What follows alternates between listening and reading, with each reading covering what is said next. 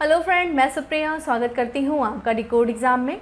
Friend, आज medieval history की MCQ series में हम स्टार्ट करने जा रहे हैं मुग़ल साम्राज्य, मुग़ल अम्पायर से संबंधित जितने भी प्रश्न आयोग के द्वारा पूछे गए हैं, जितने भी प्रश्न प्रीवियस ईयर में आ चुके हैं, उन सारे प्रश्नों को हम एक एक करके सॉल्व करेंगे। आज की क्लास में हम मुग़ल साम्राज्य या मुग़ल वंश के संस्थापक बाबर से संबंधित जितने भी प्रश्न पूछे गए हैं, उन सारे प्रश्नों को हम एक एक करके सॉल्व करेंगे।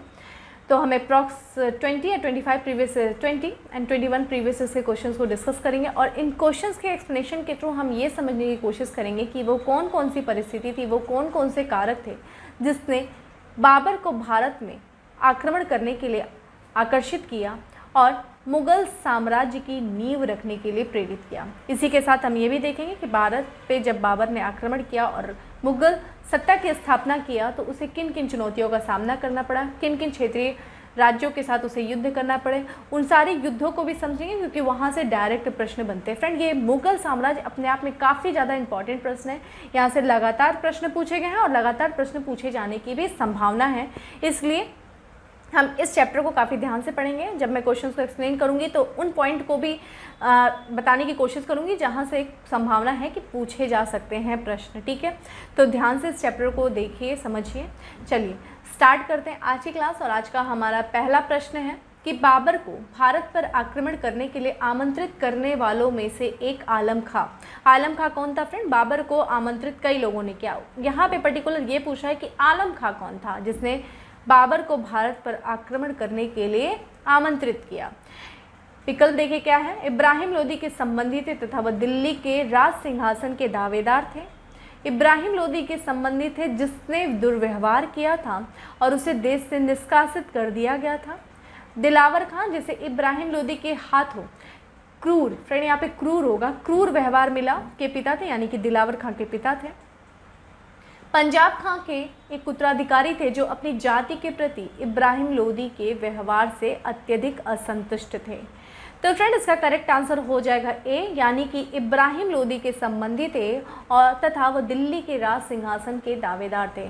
फ्रेंड, आलम खां इब्राहिम लोदी के चाचा थे और उस समय की स्थिति के बारे में बात करें तो उस समय दिल्ली पर दिल्ली सल्तनत का शासन था और दिल्ली सल्तनत के अंतर्गत अंतिम वंश लोदी वंश था और लोदी वंश का अंतिम शासक इब्राहिम लोदी था।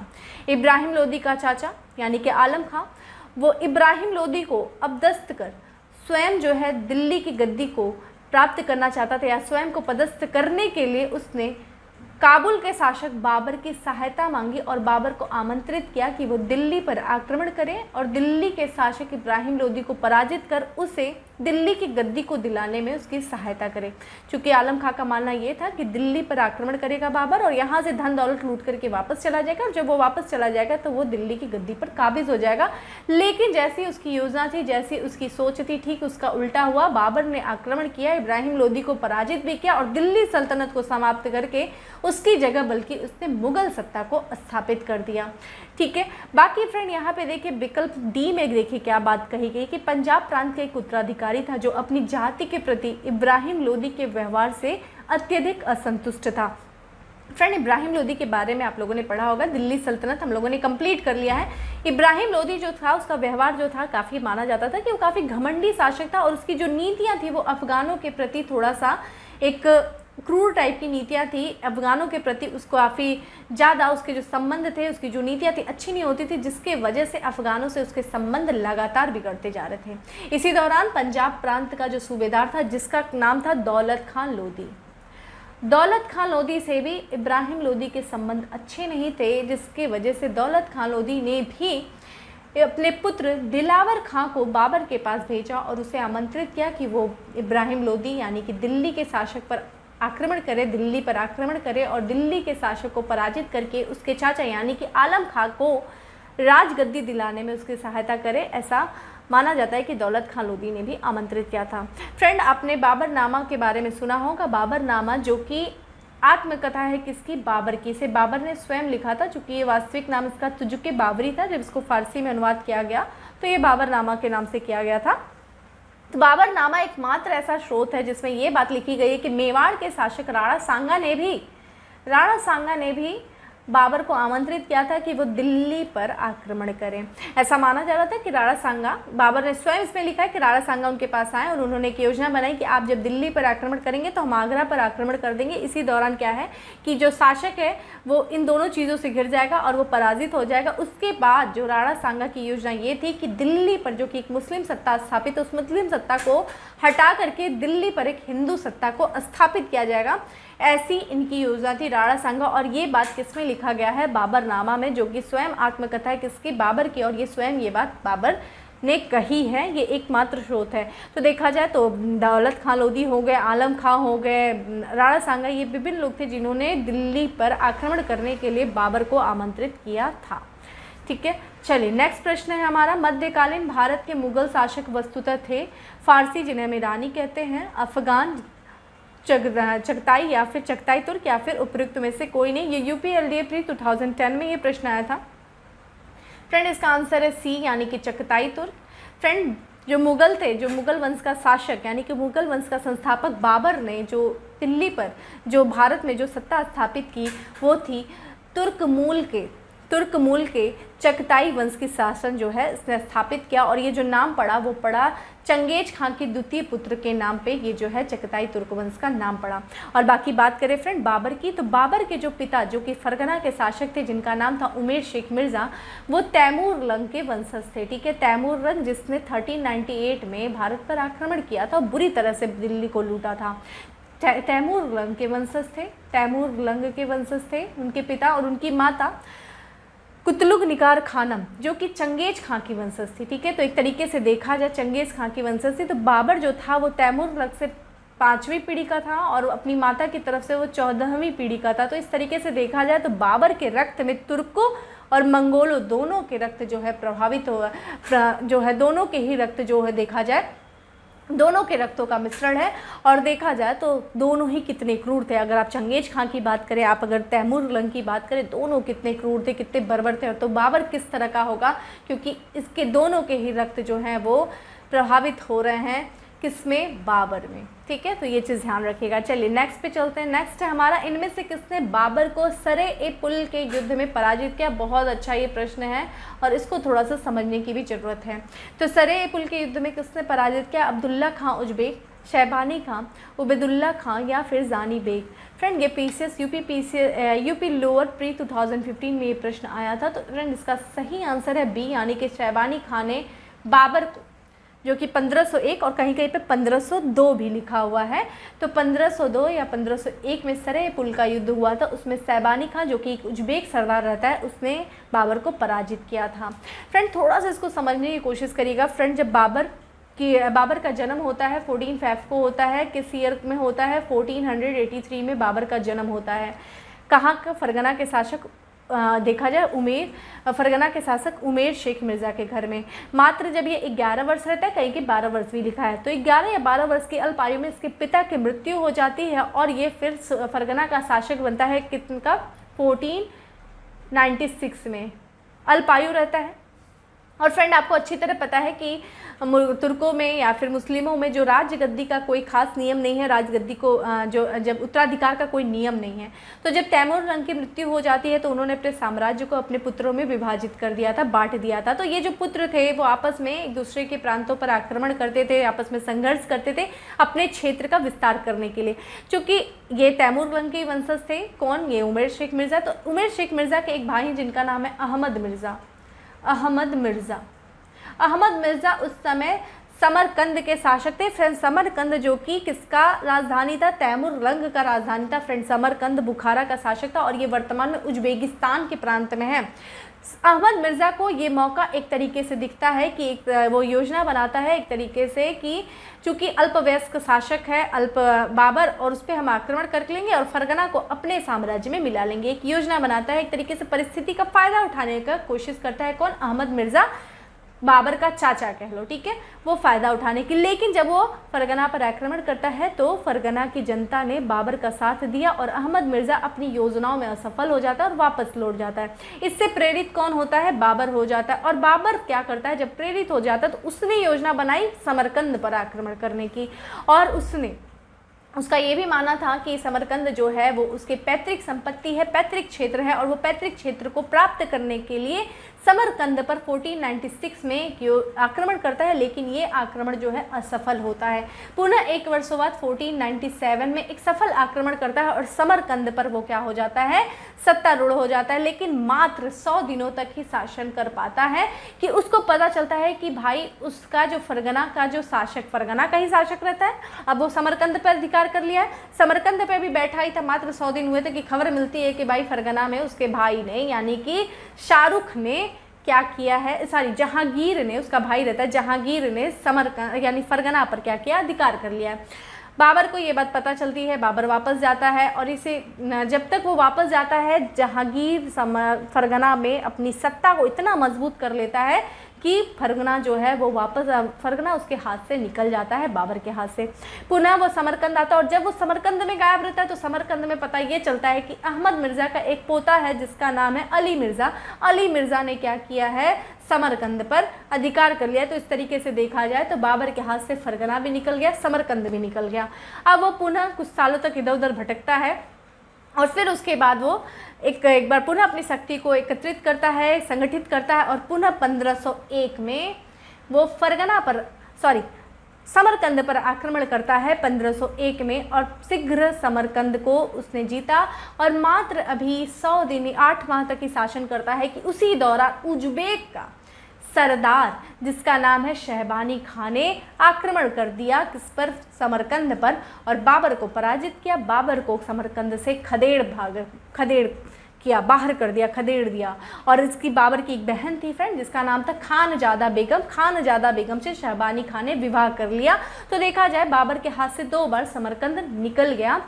और फिर उसके बाद एक बार पुनः देखेंगे तो 1511 की बात है, क्योंकि 1511 में समरकंद पे पुनः बाबर आक्रमण करने की कोशिश करता है, पुनः प्राप्त करने की कोशिश करता है, क्योंकि 1510 में शहबानी खां जो ईरान के शाह से युद्ध के दौरान, ईरान जिसे हम फारस कहते हैं और वहाँ के शासकों को फ्रेंड शाह कहा जाता है, तो ईरान के शाह से युद्ध के दौरान शहबानी का जो है वो पराजित हो जाता है और मारा जाता है।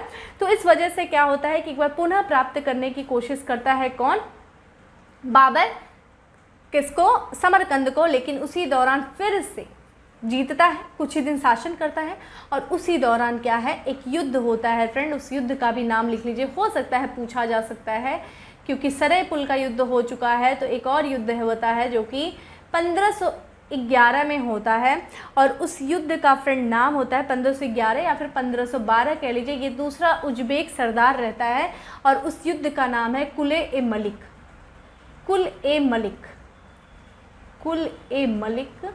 कुल-ए-मलिक के युद्ध में उज्बेक सरदार जिसका नाम है उबैदुल्ला खां ने बाबर को फिर से पराजित किया और जब तीसरी बार वो समरकंद को खोता है तो उसने पुनः फिर समरकंद को प्राप्त करने की कभी विचार नहीं किया, त्याग दिया उसने उस विचार को, अपनी पैतृक संपत्ति को प्राप्त करने का। अब वो किधर बढ़ेगा फ्रेंड, भारत की तरफ। और फिर से वो क्या करता है, 1512 से लेकर के 1519 के बीच में अपनी शक्ति को संगठित करता है, अपने सैनिकों को संगठित करता है और फिर शुरू होता है भारत पर उसका आक्रमण। और 1519 से लेकर के 1524 तक 4 बार आक्रमण करने के बाद जो वो 5वां आक्रमण करता है, पानीपत का युद्ध होता है और भारत में से दिल्ली की सत्ता को समाप्त करके मुगल सत्ता को स्थापित करता है। तो ये कुछ स्टोरी है जिसको थोड़ा सा आप समझेंगे और रिलेट करेंगे तो आपके लिए इजी हो जाएगा। ठीक है, चलिए हम नेक्स्ट प्रश्न पे चलते हैं। और यही था वो शासक फ्रेंड उबैदुल्ला खां जिसके साथ कुल-ए-मलिक का युद्ध होता है 1512 में। ठीक है, और शहबानी खां के साथ कौन सा युद्ध होता है, सरे-ए-पुल का युद्ध 1501 या फिर 1502। थोड़ा सा डेट को लेकर के हर जगह थोड़ा अलग अलग किताबों में रहता है, लेकिन आगे इसी तरह रहेगा 1501 या 1502, 1511 या तो 1512। ये युद्ध ध्यान रखेगा एक बार शहबानी खां के साथ, उबैदुल्ला खां के साथ। ठीक, नेक्स्ट, किस मुगल शासक ने भारत में ऑटोमन युद्ध पद्धति को अपनाया? अकबर, शाहजहां, बाबर, उपयुक्त में से कोई नहीं। झारखंड पीसीएस में 2016 में ये प्रश्न आया था, तो फ्रेंड इसका आंसर हो जाएगा बाबर ने ऑटोमन युद्ध पद्धति को अपनाया था। फ्रेंड बाबर ने देखा जाए तो कई क्षेत्रों से, कई लोगों से युद्ध नीति को सीखा था, जो कि लगातार वो मध्य एशिया में युद्ध करता है और ये युद्ध करने से काफ़ी अभ्यस्त भी हो जाता है, जिसका फ़ायदा इसको मिलेगा भारत में।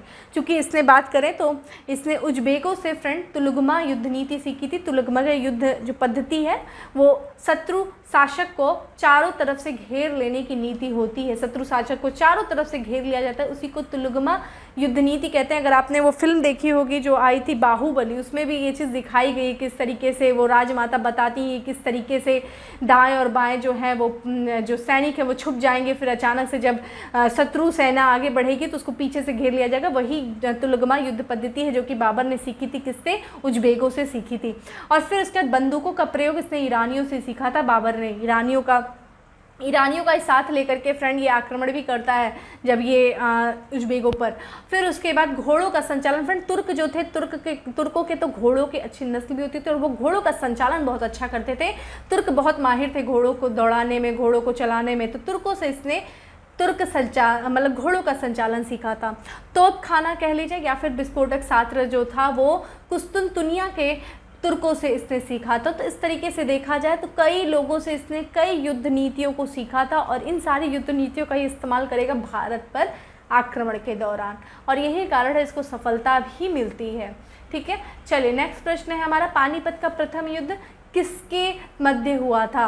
किन दो शासकों के मध्य में हुआ था? देखिए ये लगातार UP PCS pre 1996, Chhattisgarh PCS pre 2005 and UP PCS mains 2012। ये लगातार प्रश्न बना है, काफ़ी इंपॉर्टेंट ये प्रश्न है। तो देखा जाए जो प्रथम युद्ध हुआ था जो कि कब हुआ था? 21 अप्रैल को हुआ था। किस ईयर में हुआ था? 1526 में हुआ था। पानीपत का युद्ध हुआ था, किसके किसके बीच हुआ था?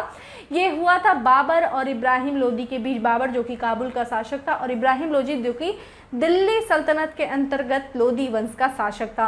और यही वो युद्ध है जिसके बाद दिल्ली सल्तनत का समाप्त हो जाता है और भारत का इतिहास जो है पुनः से बदलता है और दिल्ली में जो है वो भारत में है किसकी स्थापना होती है? मुगल सत्ता की स्थापना होती है। इस युद्ध में बाबर की बात करें तो फ्रेंड इस युद्ध के बाद बाबर ने स्वयं को बादशाह घोषित किया और मुगल साम्राज्य की नींव रखी। ठीक है, नेक्स्ट है हमारा, पानीपत के युद्ध में बाबर की जीत का मुख्य कारण क्या था? उसकी घुड़सवार सेना, उसकी सैन्य कुशलता, तुलगमा प्रथा, अफगानों की आपसी फूट। देखा जाए तो ये सब कुछ कारण है, लेकिन मुख्य कारण यहाँ पूछ रहा है फ्रेंड, ये सारे कारण। उसके पास अच्छे घुड़सवार थे, हमने बताया तुर्कों से उसने अच्छी घुड़सवारी सीखी थी।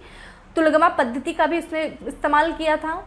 अफगानों के आपसी फूट में थी क्योंकि इब्राहिम लोदी का साथ कोई दे नहीं रहा था, उसके साथ अफगानों के संबंध अच्छे नहीं थे। तो ये सब कारण थे, लेकिन मुख्य कारण था उसकी सैन्य कुशलता। बाबर की सैन्य कुशलता ने बाबर को जीत दिलाया किसमें? पानीपत के युद्ध में। फ्रेंड जैसे बाबर की हम बात करें, काफ़ी ज़्यादा सैन्य कुशलता और उसी के साथ साथ सैन्य कुशलता के बल पे और साथ ही साथ उसके को युद्ध करने का बहुत अनुभव था। देखिए अभी हमने इसीलिए पुरानी जितनी भी स्टोरी बता दी उसको रिलेट करिए। वो मध्य एशिया में लगातार समरकंद पर कभी आक्रमण कर रहा है, कभी समरकंद में हार रहा है, कभी जीत रहा है, जीत हार लगा हुआ है, लेकिन उससे क्या वो सीख रहा है? उसके पास अनुभव आ रहा है। इसी के साथ साथ उसकी सेनाएं भी, जो सेनाएं हैं वो सैनिक जो है वो भी लगातार युद्ध करने से अभ्यस्त हो रही हैं और फिर ये एक तरीके से उसका कौशल ही ये बढ़ा रही हैं। तो उसके पास एक सैन्य कौशल था।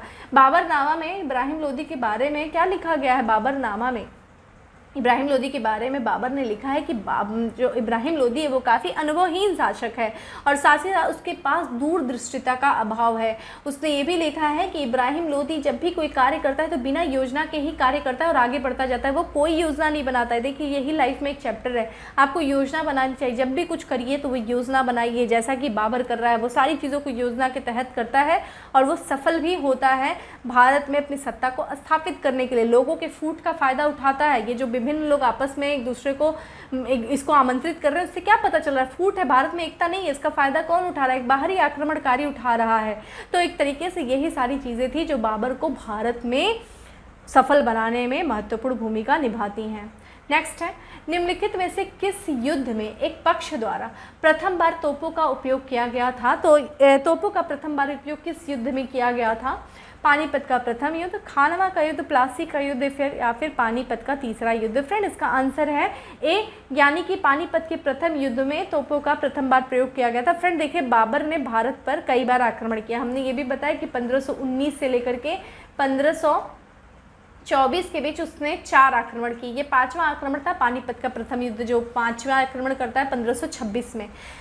इस दौरान देखा जाए तो भारत ने कई ज़्यादा आक्रमण किए, लेकिन ऐसा माना जाता है जब उसने 1519 में जब इसने भेरा का किला, जब इसने बाघौर पर आक्रमण किया, वहाँ पे भेरा का किला जीतने के लिए इसने सबसे पहली बार तोपों का इस्तेमाल किया था, तोप खाने का या फिर बारूदों का इस्तेमाल किया था सबसे पहले। चूंकि विकल्प में वो चीज़ नहीं है तो इसलिए हम पानीपत का युद्ध लगा देंगे, लेकिन ध्यान रखिएगा विकल्प में भेरा का युद्ध होगा या फिर जो आपका भेरा किला जीतने के दौरान जब 1521 में उसने बाघौर पर आक्रमण किया था, तो उस दौरान इसने सबसे पहली बात इसने बाज़ौर पर आक्रमण किया था, तो उस दौरान इसने सबसे पहली बार तोपों में देखा जाए तो बारूदों का इस्तेमाल किया था। ठीक है, चलिए नेक्स्ट है हमारा, किस वर्ष बाबर ने सुल्तान इब्राहिम लोदी को पानीपत की लड़ाई में पराजित किया? 1526, 1527, 1526, 1525 या फिर 1524?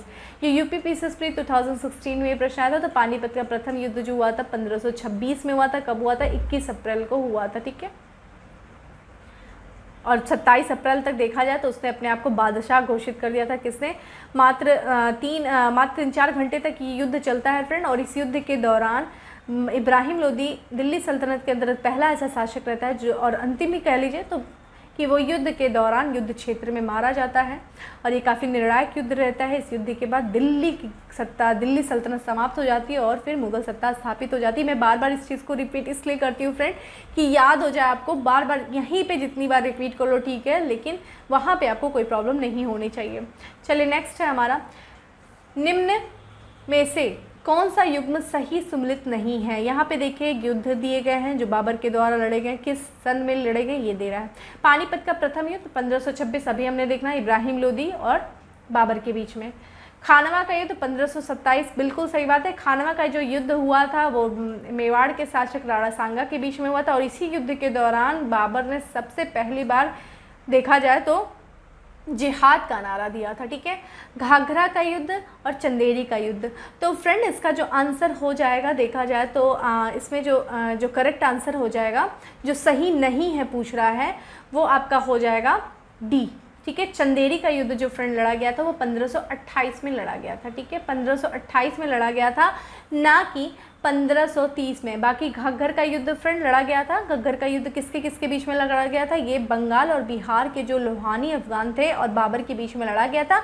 और ये युद्ध है जो कि जल और थल दोनों पे लड़ा गया था। पूछा जाता है कि कौन सा युद्ध जल और थल दोनों पे लड़ा गया था। घाघरा जो कि गंगा की सहायक नदी है, उसी युद्ध वहीं पर ये युद्ध लड़ा गया था, और ये जल और थल दोनों पे लड़ा गया युद्ध था। तो हमारा इनकरेक्ट क्या हो जाएगा फ्रेंड? चंदेरी का युद्ध, जो कि 1530 में नहीं 1528 में हुआ था। किसके किसके बीच में हुआ था? एक मालवा का जो वो रहता है, शासक रहता है, या फिर उस समय राणा सांगा का कह सकते हैं फ्रेंड, वो सूबेदार कह लीजिए रहता था। तो वो कौन? मेदिनी राय। ठीक है, सामंत भी कह सकते हैं। तो मेदिनी राय जो रहता है उसी से लड़ा गया था कौन सा? आपका चंदेरी का युद्ध 1528 में। ठीक है, चलिए नेक्स्ट है हमारा, नेक्स्ट देखते हैं। नेक्स्ट है हमारा, निम्नलिखित पर विचार करिए। बाबर के भारत में आने के फलस्वरूप उपमहाद्वीप में बारूद के उपयोग की शुरुआत हो गई। इस क्षेत्र की स्थापत्य कला में मेहराब और गुंबद बनने की शुरुआत हुई। इस क्षेत्र में तैमूरी, या जिसे हम तिमूरी राजवंश कहते हैं, तैमूरी राजवंश स्थापित हुआ। तो फ्रेंड जो इसका जो आंसर है वो बी है, यानी कि केवल जो तीसरा है वो सही है, बाकी पहला और दूसरा गलत है। उपमहाद्वीप में बारूद के उपयोग की जो शुरुआत फ्रेंड बहुत पहले ही मानी जाती है, 13वीं शताब्दी में मानी जाती है कि बारूद का उपयोग हो रहा था। और ये चीज़ हमारा ये इनकरेक्ट हो गया।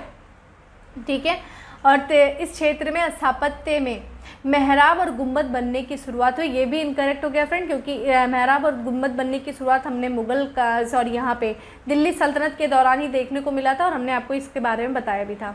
तीसरा फ्रेंड सही है, तैमूरी राजवंश स्थापित हुआ, ये जस्ट हम लोगों ने अभी देखा। ठीक है, चलिए नेक्स्ट है हमारा, निम्नलिखित युद्धों में से किस एक में बाबर ने जिहाद की घोषणा की? पानीपत का युद्ध, खानवा का युद्ध, चंदेरी का युद्ध, उपयुक्त में से कोई नहीं। ये यूपी पीसीएस में 2009 में ये प्रश्न आया था। तो फ्रेंड इसका आंसर है खानवा का युद्ध। 1527 में मेवाड़ के शासक राणा सांगा के साथ खानवा का युद्ध हुआ। फ्रेंड, खानवा के युद्ध के दौरान कहा जाता है कि चूँकि राणा सांगा बहुत ही शक्तिशाली शासक रहता है और इससे युद्ध करने में कहा जाता है बाबर की सेनाएं जो हैं वो काफ़ी डर रही होती हैं, वो युद्ध करने से थोड़ा सा संकोच रही होती। इस चीज़ के लिए बाबर ने अपने सैनिकों का मनोबल बढ़ाने के लिए जिहाद का नारा दिया, यानी कि धर्म की रक्षा करने का नारा दिया। जिहाद, धर्म की रक्षा कैसे कि मुस्लिम इस्लाम को बचाना, इस्लाम की रक्षा करना, कि हम गैर मुस्लिम की धरती पर खड़े हैं और हमें यहाँ पे अपने धर्म की रक्षा करनी है, जिसके लिए हमें ये युद्ध लड़ना पड़ेगा। और इस दौरान उसने राणा सांगा से जब खानवा का युद्ध लड़ा तो उसने जिहाद का नारा दिया और इस साथ साथ उसने मुस्लिमों पे लगने वाला एक तमगा, जिसे हम महसूल स्टाम्प शुल्क कहते थे, उस शुल्क को इसने समाप्त कर दिया। इसने अपने सैनिकों के सामने शराब नहीं पीने का वादा किया और शराब को जो बर्तन थे उनको क्या किया, तोड़ दिया अपने सैनिकों के सामने, एक तरीके से उनका मनोबल बढ़ाने के लिए। और फ्रेंड, माना जाता है राणा सांगा बहुत शक्तिशाली थे। और आपको ये भी बता दें कि इन्होंने 1517-18 में आपको पढ़ाई होगा, खतौली का युद्ध हुआ था, जिसे हम घाटौली का भी युद्ध कहते हैं। घाटौली युद्ध में राणा सांगा ने दिल्ली सल्तनत के शासक इब्राहिम लोदी को पराजित किया था। तो राणा सांगा को एक तरीके से देखा जाए वो काफ़ी शक्तिशाली थे, लगातार उन्होंने कई लोगों को पराजित किया था। और इस युद्ध के दौरान चूँकि आपको ये पता है दिल्ली सल्तनत के यहाँ पे जो अफ़गान थे जिन्होंने आमंत्रित किया था बाबर को, और बाबर ने ये निश्चय कर लिया था भारत में रहने का, तो अब वो अफ़गान किससे मिल गए थे, राणा सांगा से मिल गए थे। और उसी दौरान जितने भी राजपूत शासक थे वो भी राणा सांगा से मिल गए थे, क्योंकि राणा सांगा इतने शक्तिशाली थे कि राजपूतों ने ये सोचा कि इन्हीं के नेतृत्व में हम अपने आप को आगे बढ़ा सकते हैं, तो राजपूतों ने भी साथ दिया, जिसमें से देखा जाए तो राणा सांगा के सहयोगियों की बात करें तो हसन खां मेवाती थे, महमूद लोदी जो कि इब्राहिम लोदी का भाई था, आलम खां लोदी जिसने बुलाया था, ठीक है, मेदिनी राय जो कि हमने बताया अभी किसका वहाँ का सामंत था, जो कि मालवा वगैरह का, तो इससे भी आगे युद्ध होगा, चंदेरी का युद्ध होगा मेदिनी राय से। ये सारे लोग जो है राणा सांगा का सहयोग देते हैं। और फ्रेंड, उसके बावजूद भी चूँकि इस युद्ध के दौरान भी इसने तुलगमा युद्ध नीति का और बारूदों का प्रयोग किया था, तोपखानों का इस्तेमाल किया था, उसके आगे कोई शासक कितना भी शक्तिशाली हो, तोपखाने के आगे कहाँ इतने बड़े बड़े गोले आ रहे हैं, पूरी शरीर छितवित कर दी जा रही है। तो उस दौरान जो कि खानवा के युद्ध में बाबर विजयी होता है और इस युद्ध के बाद इसने गाजी की उपाधि लिया, ठीक है, गाजी यानी कि काफिरों का हत्यारा, ठीक है। तो ये था आपका जो था जिहाद की घोषणा किया था, किसने, अपने मनोबल को बढ़ाने के लिए, अपने सैनिकों के मनोबल को बढ़ाने के लिए, क्योंकि उसके सैनिक डर रहे थे राणा सांगा से युद्ध करने के लिए, ठीक है। और माना जाता है राणा सांगा की फ्रेंड एक आँख नहीं थी, उनके भाई ने ऐसा किया था, एक भाई से उनका संघर्ष हुआ था तो उनके एक आँख को घायल कर दिया गया था, उनका एक हाथ भी नहीं था, इवन पैर भी उनका एक खराब था, उसके बावजूद भी उन्होंने कई युद्ध लड़ा था राणा सांगा ने, ठीक है। चलिए नेक्स्ट है, मेवाड़ के जिस राजा को 1527 में खानवा के युद्ध में बाबर ने हराया था वह था राणा प्रताप, मान सिंह, सवाई उदय सिंह, राणा सांगा। तो इसका आंसर है फ्रेंड डी। अब जी हम लोगों ने बस बात किया खानवा का युद्ध। फ्रेंड, एक चीज़ है, देखिए खानवा का युद्ध ने एक बहुत इंपॉर्टेंट चीज़ है, पूछता है कि मुगल सत्ता की तो स्थापना किया इसने पानीपत के युद्ध जो कि 1526 में हुआ, लेकिन मुगल सत्ता को अस्थाई किस युद्ध के बाद इसने बनाया, खानवा के युद्ध के बाद, क्योंकि राणा सांगा कोई कमज़ोर शासक नहीं था और बाबर को ये बात पता थी कि जब तक राणा सांगा को नहीं हटाया जाएगा तब तक दिल्ली के जो हमने मुगल सत्ता स्थापित की है वो अस्थाई नहीं होगी। तो खानवा के युद्ध के बाद जो अस्थाई मुगल सत्ता जो अस्थाई हो जाती है वो कब होती है, खानवा के युद्ध के बाद। ये बहुत इंपॉर्टेंट, तो क्वेश्चंस को पढ़ते हुए ध्यान दीजिएगा कि मुगल सत्ता को अस्थाई बनाया किस युद्ध के बाद, खानवा के युद्ध के बाद, ठीक है। नेक्स्ट है हमारा, भारत में मुगल शासक के नाम पर, मुगल शासक बनने पर जरूरुद्दीन मोहम्मद ने नाम रखा बाबर, हुमायूं, जहांगीर, बहादुर शाह। ये देखिए बाबर ने रखा था, ये बाबर का वास्तविक जो नाम था जरूरुद्दीन मोहम्मद बाबर। फ्रेंड, ये शासकों के पूरे नाम भी पूछता है, जो आपके मुगल सत्ता जो शासक थे उनके जो नाम थे पूरे वो पूछता है। जैसे कि हमने देखा जरूरुद्दीन मोहम्मद बाबर था, हुमायूं का नाम भी पूछता है, हुमायूं, नसरुद्दीन महमूद हुमायूं था, अकबर का भी नाम इसी तरह जलालुद्दीन मोहम्मद अकबर था। यहाँ देखिए जहांगीर दिया है, जहांगीर का नूरुद्दीन मोहम्मद जहांगीर। तो ये सारे नाम पूरे पूछता है, ये चीज़ आपको पता होनी चाहिए। नेक्स्ट है, बाबर ने सर्वप्रथम पादशाह की पदवी धारण की फरगना में, काबुल में, दिल्ली में, समरकंद में। तो फ्रेंड इसका आंसर है बी, फरगना, काबुल में इसने पादशाह, जिसे हम कभी कभी बादशाह भी कहते हैं, कई किताबों में इसको बादशाह भी कहा जाता है, तो इसने पादशाह की पदवी धारण की, जिसका तात्पर्य होता है अस्थाई शासक। ठीक है, अस्थाई शासक इसकी पदवी थी। और फ्रेंड जैसा कि हमने आपको ऑलरेडी बताया कि 1496 में ये शासक बनता है और लगातार जो है फिर 1501 में इसने समरकंद में ये हारता है। और जब समरकंद ये दोबारा हार जाता है तो इसके हाथ से समरकंद भी निकल गया, फरगना भी निकल गया, तो अब ये भटकता हुआ काबुल पहुंचता है। काबुल का कोई शासक इतना शक्तिशाली नहीं रहता है, उसको पराजित करता है और काबुल का ये शासक बन जाता है।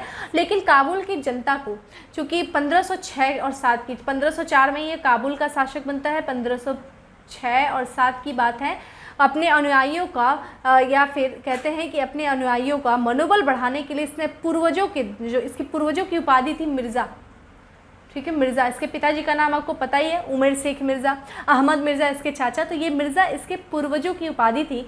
तो अपने जो कि काबुल की जनता का मनोबल बढ़ाने के लिए, अपने अनुयायियों का मनोबल बढ़ाने के लिए इसने अपने पूर्वजों की उपाधि को त्याग दिया और उसके स्थान पे इसने पादशाह या कहीं कहीं पे बादशाह भी लिखा है, तो पादशाह की पदवी धारण किया, जिसका नाम, जिसका मतलब है अस्थाई शासक या फिर अस्थाई स्वामी।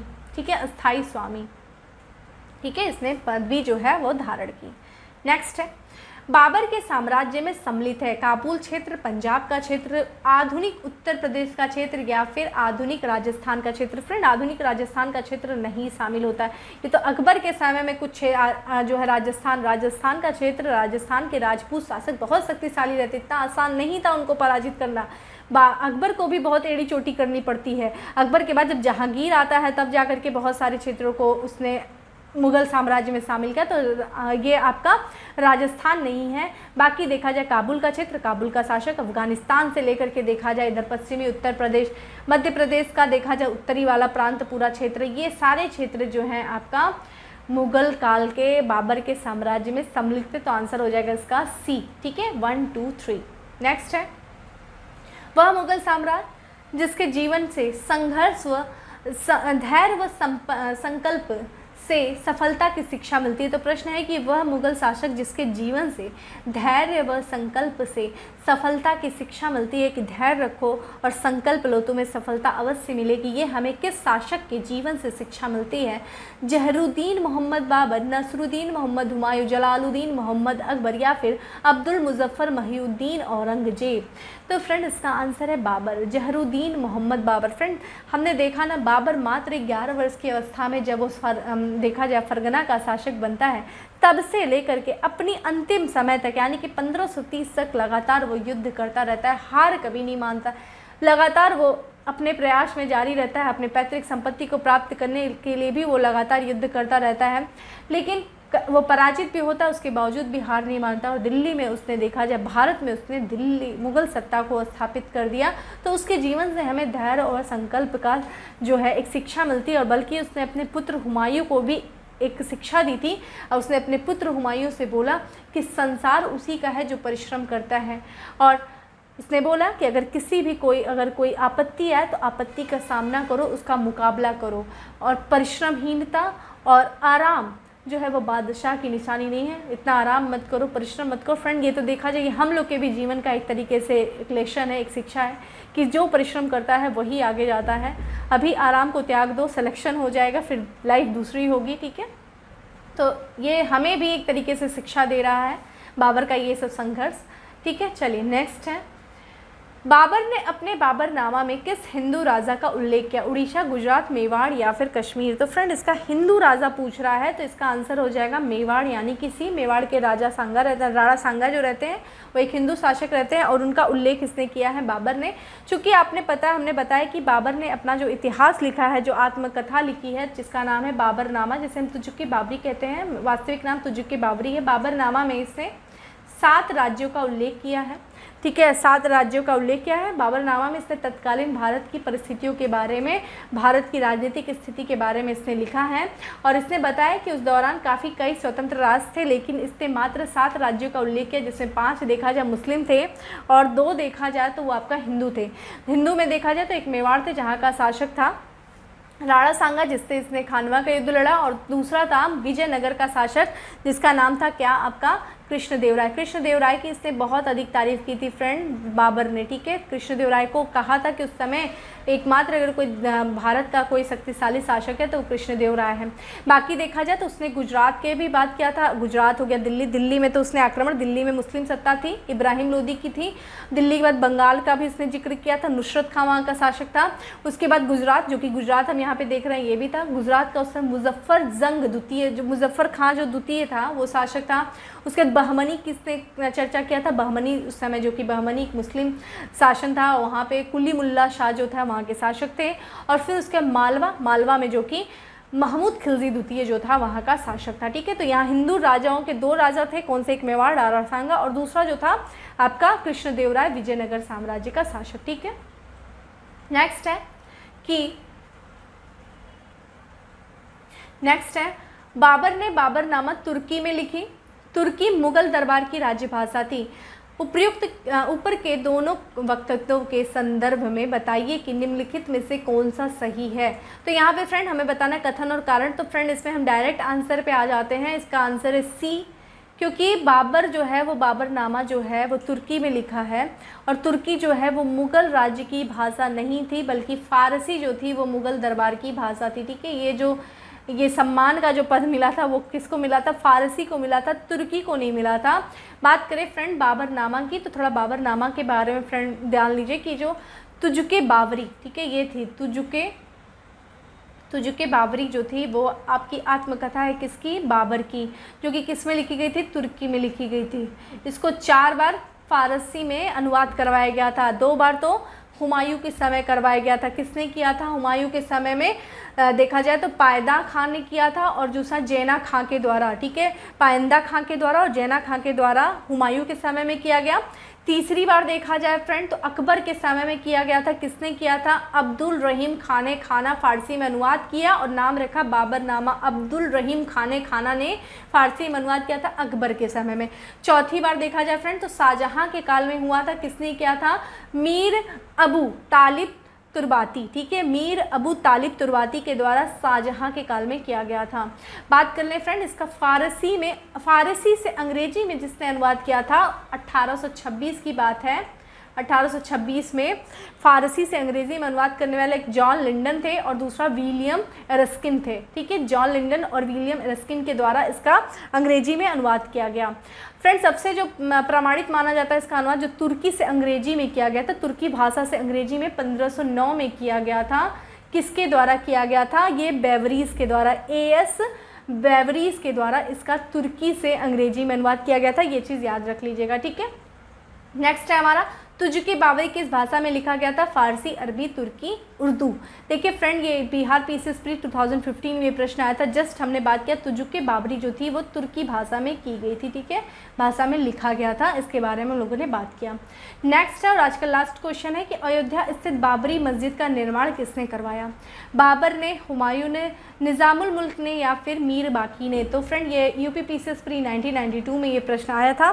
तो इसमें मान्यता ये है कि अयोध्या में स्थित बाबरी मस्जिद का निर्माण करवाया था। ये मान्यता है कि सेनापति था, किसका, सेना नायक था बाबर का, जिसका नाम है मीर बाकी। मीर बाकी ने अयोध्या में स्थित बाबरी मस्जिद का निर्माण करवाया था, ठीक है फ्रेंड।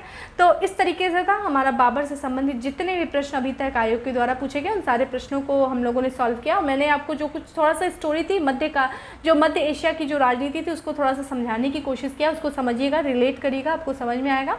बाकी फिर हम अपने नेक्स्ट क्लास में मिलते हैं। सेशन अच्छा लगा तो लाइक करना नहीं भूलें, ज़्यादा से ज़्यादा शेयर करें, ठीक है। फिर मिलते हैं अपने नेक्स्ट सेशन में, तब तक के लिए bye, have a good day, stay safe and stay happy.